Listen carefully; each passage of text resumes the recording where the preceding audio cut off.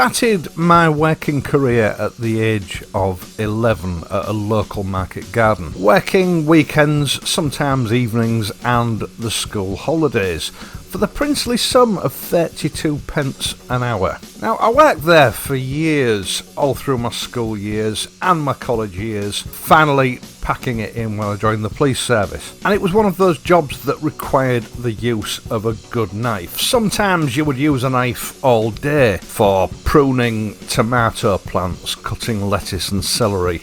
And through those years, I gained an appreciation for what constitutes a good quality hard working knife. Now, to be fair, the place that I worked at did supply basic but decent quality knife. The only problem was that part-timers weren't sort of allocated their own knife. They had to use knives from the company's stock, which meant there were always the bad ones that had been damaged, always worn out, because the full-timers always made sure that they got the best knives. Now, it became common practice for us part-timers to buy our own knives, usually a penknife, so that it was easy to carry it to and from work. I remember the first knife I bought, I saved up for weeks and bought a Swiss Army knife, which turned out to be totally useless. In fact, I think one of the scales on the handle fell off within 2 weeks, and it wouldn't keep a decent edge. In fact, I remember actually getting told off because of it, because I was constantly having to go back to the whetstone to sharpen it, and the boss formed the opinion that I was just being lazy and I was using sort of,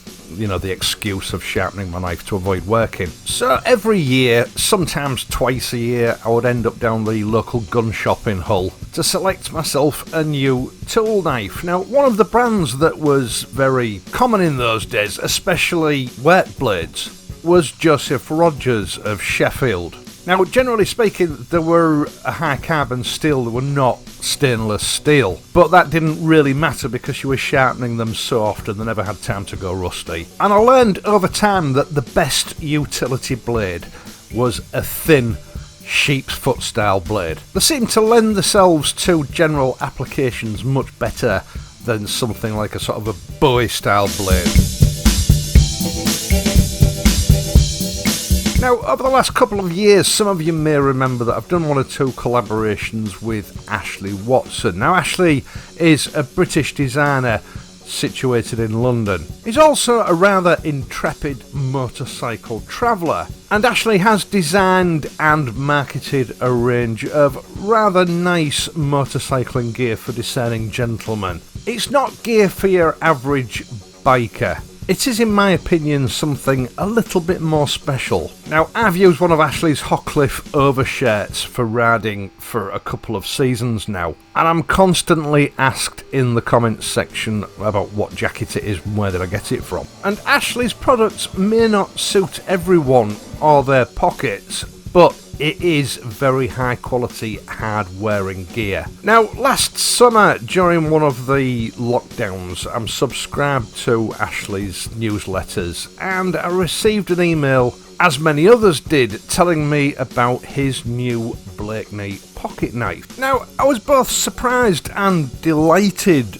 by this new product. First of all, because like any hot-blooded male, I have a fascination for good quality knives myself. And secondly, because he'd had this knife made in a collaboration with Joseph Rogers of Sheffield, a brand that has a very special place in my heart. One of the oldest brands in British knife smithing, with a reputation for excellent quality, a brand I was very familiar with. And one of the most refreshing things about this knife is the styling of it. It's based on a classic no-nonsense British Army utility knife design in a market that is swamped with aggressive looking, designed to cause maximum harm style pocket knives. It's a quality grown-up knife designed for grown-ups, not 14-year-olds that want to impress their mates.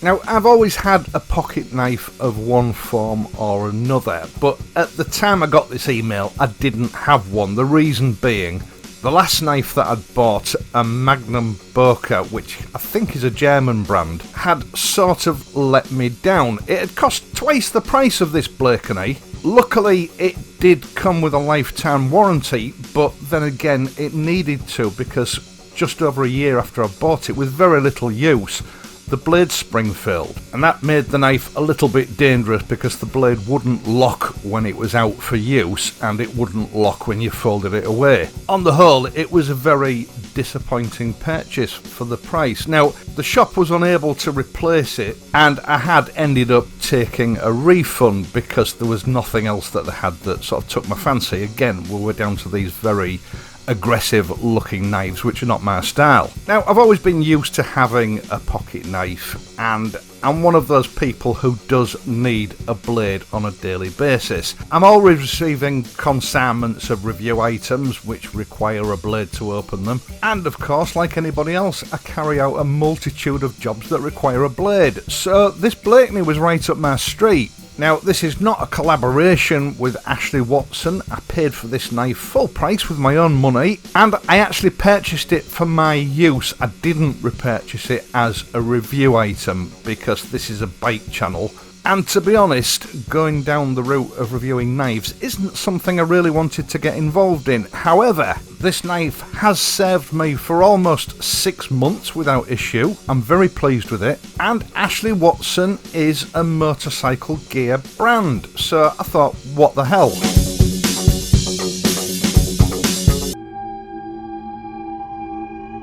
Now, as far as I can tell, this knife is composed purely of brass and stainless steel. The scales, that's the handly bit, are made from a high quality brass. I don't know the exact grade, but it's taking a long time to patternise, even with regular use. So I suspect it's not a standard grade free turning brass. It has a lightly brushed finish, and of course it has Ashley Watson's trademark very boldly scribed into it. The design of the handle is spot on. It's slim, but it's comfortable and secure in the hand. I think it's fair to say that as a utility blade, it handles really well, which of course is important for safety and precision. You want a blade that goes where you want it to go, not where it wants to go. Now, Ashley and Joseph Rogers have achieved this by removing one or two of the elements that the British Army version actually had. That is the marlin spike and the tin opener or bottle opener. Now, we all know what a bottle opener is, and some people might lament the removal of that from this knife. But the marlin spike, the bit that we all always think is for removing stones from horses' shoes, although actually it's a tool for splicing rope, I would wager is of very little use to most of us. But the removal of those tools have allowed them to slim this knife right down, which is what creates that great handling. As you can see, the scales are riveted in place with stainless steel rivets, with the loop, chassis, spring and blade all also being made of stainless. Now, I measured the total length of this knife folded, not including the staple or loop, whatever you want to call it, at just about 9 centimeters. Now, if you combine this with the depth or thickness of the knife, which is about 8 millimeters, with a total folded width of around 32 millimeters, what you have is a knife that is not only very precise and controllable, it's also very comfortably pocketable. I never actually carry a knife like this on a daily basis, but when I do put it in my pocket, you forget it's there.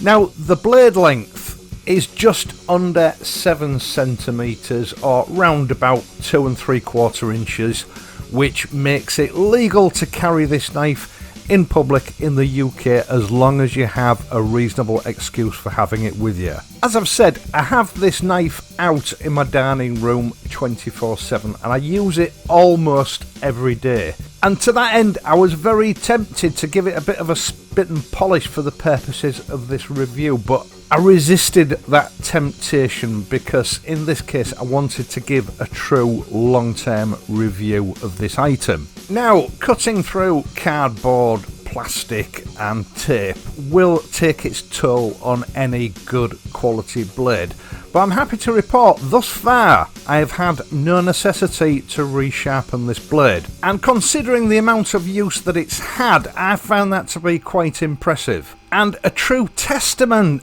I believe, that Joseph Rogers have not lost their edge, pun intended, in the art of high quality blade making. Now, I have read a lot of reviews on this particular knife, all of which have been glowing, and I have to say, the reputation this little knife has gained is well deserved. So if you're in the market for a non-pretentious, classic, perhaps even iconically designed pocket knife that will not only serve you for a lifetime, it may even serve your kids and your grandkids for a lifetime. As I've discovered over recent years, you can do far worse than this little knife for twice the money.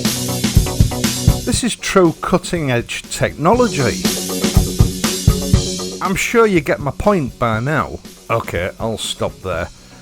Once again, thank you so much for watching this and my other videos, and in doing so helping to support this channel. Now, I will of course leave a link to this knife on Ashley Watson's website for those that want to have a look.